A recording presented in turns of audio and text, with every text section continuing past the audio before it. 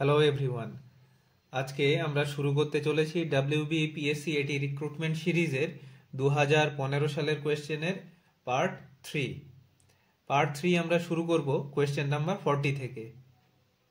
Question number 40 আছে, we have to narrow capillary tubes T1 and T2. Their lengths are L1 and L2 and radii of cross section R1 R2 respectively. The rate of flow of water through T1 is 8 semi-cube per second when the pressure difference across its ends is P. What will be the rate of flow of water through T2 under the same pressure difference given L1 equal to L2 and R1 equal to 2R2? মানে T1 টিউবের মধ্যে দিয়ে 8 semi-cube per second এই রেটে water flow হচ্ছে, তাহলে T2 টিউবের স্পেসিফিকেশনটা দেওয়া আছে, ওটার মধ্যে দিয়ে ওয়াটার ফ্লোয়ের রেটটা কি হবে সেটা আমাদেরকে বার করতে হবে। তো ওয়াটার ফ্লোয়ের রেট এটা বার করার জন্য আমাদের কাছে পয়জলি ইকুয়েশন আছে, যেটা rate of flow of water volume, সেটার ভ্যালু হয় V equal to pi P R to the power 4 divided by 8 eta L, যেখানে পিটা হলো আমার টিউবের দুই এন্ডের মধ্যে প্রেসার ডিফারেন্স। তো এখানে আমার এলটা পরিবর্তন হচ্ছে না, L1 ইকুয়াল টু L2 এটা আছে, শুধুমাত্র চেঞ্জ হচ্ছে যেটা সেটা হলো রেডিয়াসটা। তাহলে এখান থেকে আমরা লিখতে পারবো V1 ডিভাইডেড বাই V2, এটা ইকুয়াল টু হয়ে যাবে R1 divided by R2 whole to the power 4। এখানে R1 ইকুয়াল টু 2R2 আছে, তাহলে এটা হয়ে যাবে আমার 2 টু দি পাওয়ার 4, তার মানে হবে 16। তাহলে এখান থেকে আমরা V2 এটা ইকুয়াল টু পেয়ে যাব V1 বাই 16, তাহলে এটা হবে 8 বাই 16, তাহলে এটা হলো 0.5, তো সেমি কিউব পার সেকেন্ড। তাহলে এটার ক্ষেত্রে যে অপশনটা ঠিক হবে সেটা হলো অপশন ডি। এরপর আসছে কোয়েশ্চেন 41 আছে, a transistor is working in common emitter mode, its amplification factor beta equal to 80, if the base current is 250 microampere, what is the current of the collector? এখানে দেখো কমন এমিটার এই মোডে এটা work করছে, amplification factor তার মানে output current divided by input current, যেটা হলো IC ডিভাইডেড বাই IB, এটা ইকুয়াল টু বিটা, এটা ইকুয়াল টু 80 আমার দেওয়া আছে। তাহলে IC এটা ইকুয়াল টু হবে বিটা ইন্টু IB, তাহলে এটা হলো 80 ইন্টু 250 মাইক্রো অ্যাম্পিয়ার। তাহলে এখানে যে অপশনটা ঠিক হলো সেটা হলো অপশন বি। এরপরে আসছে question number 42, Zener diode is used as, চারটে অপশন এখানে দেওয়া আছে। দেখো আমরা জানি জেনার ডায়োডটা এটার অ্যাক্রসে ভোল্টেজটা সবসময় ফিক্সড থাকে, লোড রেজিস্ট্যান্স চেঞ্জ হতে পারে, পাওয়ার সাপ্লাই এর ভোল্টেজ চেঞ্জ হতে পারে, সবকিছুই চেঞ্জ হতে পারে, কিন্তু জেনার ডায়োডের অ্যাক্রসে যে ভোল্টেজটা থাকবে সেটা সবসময় আনচেঞ্জড থাকবে। তার মানে এটাকে আমরা একটা ভোল্টেজ রেগুলেটর হিসাবে আমরা ব্যবহার করতে পারি, যেটা হলো অপশন বি। এরপর আসছে question number 43, when a PN junction is reverse biased the width of depletion layer, এটা আমরা সবাই জানি রিভার্স বায়াসে থাকলে ডিপ্লিশন লেয়ার বেড়ে যায়, তাহলে এটা হবে অপশন এ ইনক্রিজেস। এরপরে আসছে question number 44, a transistor has an alpha equal to 0.95 then beta is, দেখো আলফা এবং বিটা এদের মধ্যে রিলেশন হয় beta equal to alpha by 1 minus alpha, তাহলে এটা হলো 0.95 ডিভাইডেড বাই 1 মাইনাস 0.95, এটা করলে আমার আসবে 19, তাহলে অপশন এটা হবে অপশন সি। এরপর আসছে question number 45, the volume of a nucleus is directly proportional to, দেখো নিউক্লিয়াসের ভলিউম, আমরা নিউক্লিয়াসের রেডিয়াস তার ফর্মুলা জানি আর ইকুয়াল টু হয় are not a two the পাওয়ার 1/3, তাহলে ভলিউম সেটা হয় আমার, এটাকে আমরা স্ফিয়ার হিসাবে ধরলে এটার ভলিউম হবে 4/3 পাই আর কিউব, তাহলে এটা হয়ে যাবে 4/3 পাই আর নট কিউব ইন্টু এটা হয়ে যাবে এ, তাহলে এটা ডিরেক্টলি প্রপোর্শনাল টু হবে এ মাস নাম্বার। এরপরে আসছে question number 46। An element has binding energy 8 electron volt per nucleon. If it has total binding energy 128 electron volt, then the number of nucleon is, এটা তো একেবারেই সোজা। 8 electron volt per nucleon binding energy আছে, 128 এটা আছে total binding energy, তাহলে number of nucleon হবে 128/8 মানে 16। এরপরে আসছে question number 47। For production of characteristics K beta X rays the electron transmission is. দেখো এটা আমরা জানি ক্যারেক্টারিস্টিক্স এক্স রে এর ক্ষেত্রে কে আলফা লাইন এটা হয় যখন L2 কে এখানে ট্রান্সমিশনটা হয়, ইলেকট্রন ট্রান্সমিশনটা হয়, কে বিটা হয় যখন এটা এম থেকে কে তে আসে। তার মানে n=3 সেটা থেকে আসবে n=1, এখানে ইলেকট্রন ট্রানজিশনটা হলে তবেই আমরা কে বিটা পাবো, তাহলে এটা হলো অপশন সি। এরপর আসছে question number 48। The relation between half life T12 of a radioactive sample and its mean life tau is, দেখো 48 mean life tau এটা ইকুয়াল টু আমরা জানি 1/λ, আর আমরা হাফ লাইফ T12 এটা ইকুয়াল টু জানি আমরা 0.693 ডিভাইডেড বাই ল্যামডা। তাহলে এখান থেকে আমরা পেয়ে গেলাম এটা হবে 0.693 ইন্টু টাউ। তাহলে এটার মধ্যে রিলেশন হবে আমার option A, T12 equal to 0.693 into tau. এরপর আসছে question number 49। The half life of A radioactive element is 5 minutes. The fraction of the sample of this isotope that will remain after 30 minutes is. দেখো এই প্রবলেমটা তোমরা চাইলে এই formula apply করে e⁻⁻λt, এটা রেডিওঅ্যাক্টিভ ডিকের ফর্মুলা, এটা জানো তোমরা সবাই, এই ফর্মুলা অ্যাপ্লাই করে তোমরা চাইলে করতে পারো, কিন্তু এটার একটা ইজি মেথড আছে, আমি সেটা বলি তোমাদেরকে। সেটা হলো দেখো 5 মিনিটস হলো এটার হাফ লাইফ টাইম, 30 মিনিট পরে আমার কতটা রিমেইনিং পোরশন থাকবে, রিমেইনিং স্যাম্পল থাকবে, সেটা আমাকে বার করতে হবে। তাহলে 30 মিনিটের মধ্যে আমার হাফ লাইফ টাইম সেটা পেরিয়ে যাবে 6টা, মানে 6টা হাফ লাইফ টাইম হলে তবেই আমার 30 মিনিট হবে। প্রত্যেকটা হাফ লাইফ টাইম গেলে এটা হাফ পোরশন করে এটা রিমেইনিং থাকে। তাহলে প্রথম হাফ লাইফ গেলে এটা হয়ে যাবে হাফ, সেকেন্ড হাফ লাইফ গেলে এটা হয়ে যাবে, দুটো হাফ লাইফ গেলে এটা হয়ে যাবে হাফ ইন্টু হাফ। ঠিক এরকম ভাবে 6টা যদি হাফ লাইফ চলে যায়, তার মানে 30 মিনিট যদি চলে যায়, এটা হয়ে যাবে ½ এতটা তাহলে থেকে যাবে আমার রিমেইনিং পোরশনটা। তাহলে এটা থেকে যাবে আমার 1/64, এটা হয়ে যাবে আমার রিমেইনিং স্যাম্পলের পোরশন। তাহলে এখানে যে অপশনটা ঠিক হবে সেটা হলো option D.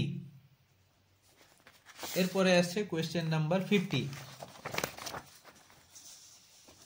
The difference in angular momentum associated with the electron in the two successive orbits of hydrogen atom is, দেখো এটা আমরা বোথ থিওরি থেকে সবাই জানি, অ্যাঙ্গুলার মোমেন্টাম সেটা হলো nh/2π এর সঙ্গে ইকুয়াল হয়। তো এখানে দুটো সাকসেসিভ অরবিটের মধ্যে তাহলে অ্যাঙ্গুলার মোমেন্টামের ডিফারেন্স হবে h/2π। এরপরে আসছে question number 51। The wavelength of the first line of Balmer series of hydrogen atom is lambda. What will be the wavelength of the same line in doubly ionized lithium? এটা সম্ভবত আমরা 2012 সালের কোয়েশ্চেনে আমরা একবার করেছি, আর একবার আমি এই জিনিসটা বলে দিই। আমরা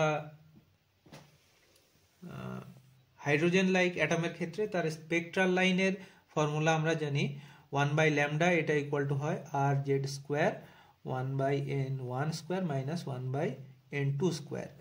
ফার্স্ট লাইন অফ বামার সিরিজের ক্ষেত্রে এটা হয়ে যাবে, যেহেতু ফার্স্ট লাইন তার মানে n=3 থেকে n=2 ইলেকট্রনটাকে জাম্প করতে হবে, তাহলে এটা হয়ে যাবে 1/2² মাইনাস 1/3²।